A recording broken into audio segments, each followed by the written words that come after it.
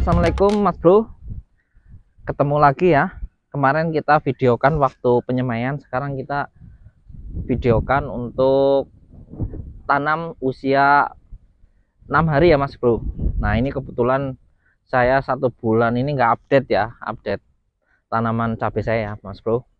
Kebetulan kemarin saya nggak dapet tukang ini pacul buat gulutannya ya Mas Bro, sehingga tanaman saya banyak yang berbunga karena memang tanamnya agak tua, ini umur 1,5 bulan lebih lah ya, 1,5 bulan ya.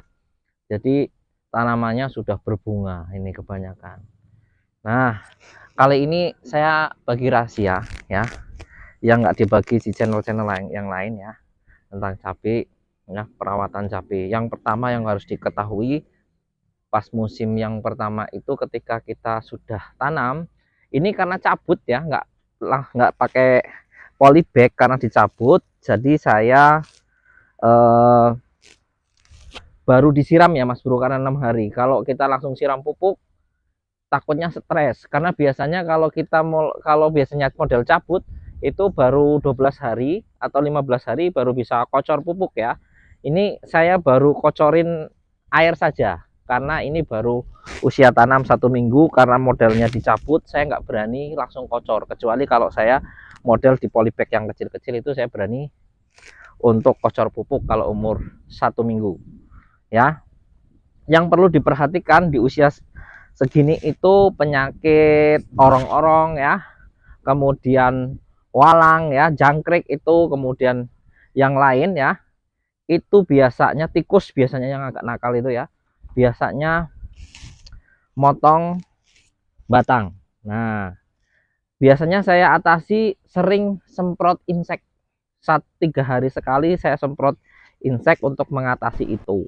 Kemudian saya spray fungisida ya, karena ini musim hujan, sering hujan, kita harus banyak-banyak semprot fungisida.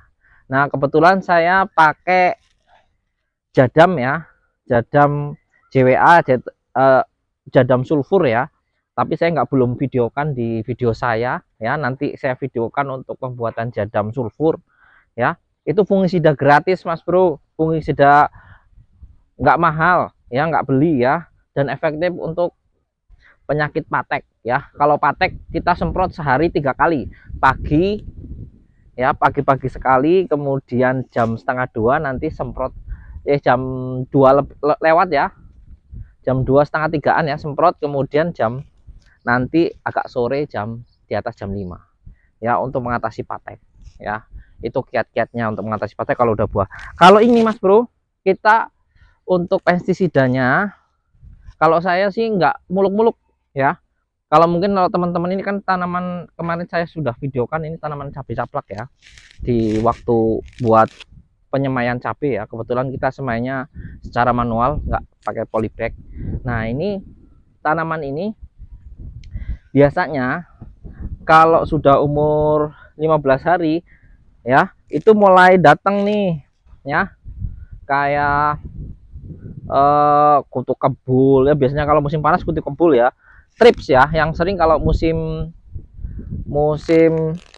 hujan trips ya, hujan sama musim panas itu trip. Jadi kita cabai ya, mungkin di tempat yang lain beda-beda ya.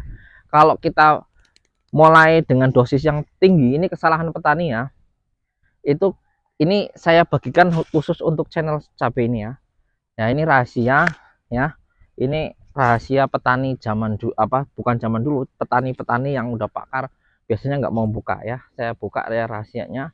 Jadi untuk tanaman cabai saya anjurkan untuk menggunakan pestisida ya, atau fungisida yang sifatnya jangan sampai sistemik. Ini kalau sudah parah bener baru sistemik. Kalau sudah pakai sistemik udah lebih dari 3 kali, ini 3 kali ya, udah lebih dari 3 kali, itu akan sulit mengatasi masalah-masalah cabai. Nah ini kita kembali ya ke sini ya. Jadi untuk cabai seperti ini ya, untuk menghindari keriting sama ini, sebenarnya cabai itu paling mudah Mas Bro, yang penting rutin. Jadi 3 hari sekali atau 4 hari sekali itu rutin semprot fungisida dan semprot insek ya. Jadi nanti tergantung, kalau ini yang rutin ya, pestisida yang rutin. Contohnya yang rutin itu saya bukan endorse ya. Biasanya saya gunakan jadam herbal ya. Saya jadam herbal 2 kali, kemudian baru kayak saya rolling pakai regen ya. Ya, pakai regen atau metomil ya. Itu yang pestisida preventif. Ini wajib ya, preventif. Jangan sekali-kali gunakan pestisida yang bukan preventif atau langsung kuratif. Ini istilahnya membunuh. Ini kesalahan petani-petani pemula ya. Petani pemula biasanya beli obat yang mahal-mahal.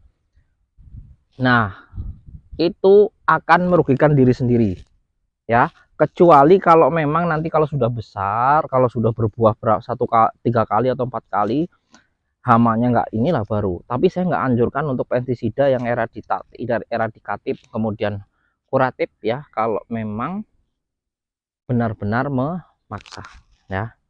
Tuh berarti hamanya sudah nggak terkontrol lagi, baru kita gunakan senjata itu.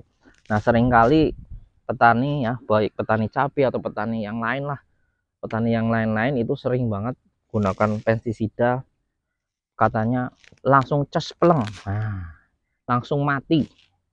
Itu kesalahan yang pertama. Sedangkan yang jual saja nggak tahu pestisida yang digunakan itu pestisida jenis apa, fungsinya apa. Nah, itu kacau nih ya, kacau ya. Kalau sudah yang digunakan pestisida eradikatif, itu ngalamat di tempat kita atau di lingkungan kita tidak mempan dengan pestisida preventif. Nah, ini berbahayanya. Makanya sering di grup ya, di komunitas ya, baik itu di WhatsApp ataupun di Facebook, itu sering mengatakan, obat yang paling manjur apa sih di tempat saya? Saya udah kasih yang mahal-mahal, Endure, udah kasih yang mahal-mahal, tapi nggak keatasan. Karena apa? Karena dia menggunakan, sudah dari awal menggunakan pestisida yang eradikatif, yang sifatnya bukan hanya preventif tapi dia kuratif ya, mengobati dan sifatnya luas. Nah, ini yang parah ya. Saya jadi kalau untuk umur cabai yang seperti ini sampai umur sampai bunga ya, umur 2 bulan 3 bulan, saya anjurkan untuk menggunakan pestisida yang preventif. Tapi kalau sudah cabai itu di sini ya, cabai itu ketika nanti berbunga itu yang paling faktor-faktor krusial ya, bunga sampai jadi buah, buah hijau mendekati tua, itu faktor-faktor krusial yaitu lalat buah penyakitnya. Nah, lalat buah, kemudian ada penyakit patek ya, fungisida apa, patek ya. Patek itu biasanya pakai fungisida yang preventif nggak mempan. Jadi kita harus menggunakan pestisida yang jenis-jenisnya yang sejenis yang sistemik ya, itu yang udah parah ya, sistemik. Tapi saya nggak anjurkan itu. Kalau masih bisa dipakai fungisida yang jenis tembaga ya silahkan dianjurkan. Tapi kalau untuk ini saya rekomendasi jadam sulfur sama jadam whitening agent ya. Saya rekomendasi itu untuk menangani patek. Kemudian insek sebenarnya kita nggak perlu mahal-mahal. Jadi insek itu yang penting itu adalah kandungan dan jenisnya ya Mas Bro. Kalau kandungannya sering disepres yang seperti itu biasanya resisten, jadi kita harus cari bahan aktif yang tidak digunakan. Nah, ini rahasia petani tua yang nggak saya bagikan untuk Anda ya. Ketika sudah buah, untuk basmi ulet nih ya, ini petani muda sering menggunakan bahan aktif yang ini, misalnya bahan aktif untuk ulet, misalnya ada bahan aktif ini ya, misalnya ada yang Endure tuh, ada yang bahan aktif apa itu namanya, abamectin, ada yang bahan aktif yang lain-lain ya. Saya nggak menganjurkan apa namanya, nggak menganjurkan bahan aktif yang tinggi. Tapi saya punya rahasia yang nggak dimiliki oleh petani muda, yaitu rahasia daur ulang hidup ya, daur ulang hidup dari ulat. yang kita spraykan itu bukan, kalau yang kita spraykan cuman, mohon maaf ya, saya bukannya menggurui ya untuk senior-seniornya. Jadi yang kita spraykan bukan hanya bahan aktif, sasarannya ulet, nggak akan mati bro, nggak akan mati mas bro. Yang mati cuman uletnya aja, tapi yang telur yang bisa apa, indukannya itu nggak mati. Indukan ulet apa? Di topnya, top itunya, eh, top rantai makanannya apa? Itu adalah kupu-kupu. Nah, yang kita basmi kupu-kupu. Kalau saya lihat itu enak sekali. Petani, saya kemarin bukan diskusi ya, saya udah lama berguru, istilahnya bertukar pemula karena saya petani-petani muda. Kok saya melihat petani-petani tua itu modalnya kok sedikit banget gitulah, dululah 5 tahun yang lalu lah ya.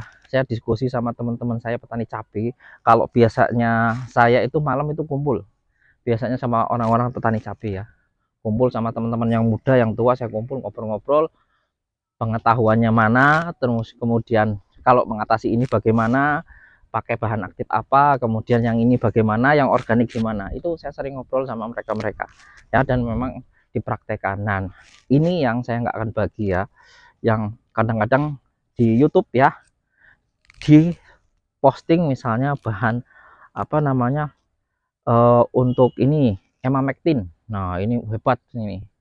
Tapi yang dibasmi cuma uletnya. Uletnya habis, tapi indukannya masih ada ya, apa, kupu-kupunya masih ada, nggak bakal mati itu. Uletnya tetap tumbuh lagi, jadi telur lagi, jadi tumbuh terus seperti itu. Nah, apa yang kita gunakan, itu yang gunakan itu adalah, saya bukan promosi ya mas bro, pakai spontan ya.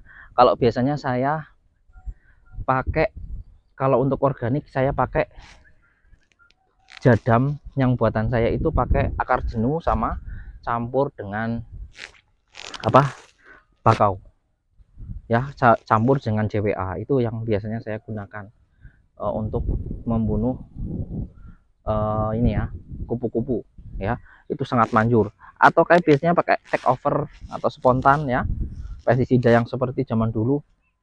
Kemudian kalau yang untuk lalat buah saya gunakan, biasanya saya gunakan yang paling mudah dan simple dan yang paling murah ya, Kurakron ya. Kurakron sangat efektif. Nah, ini yang mau gratisan saya bagikan di sini.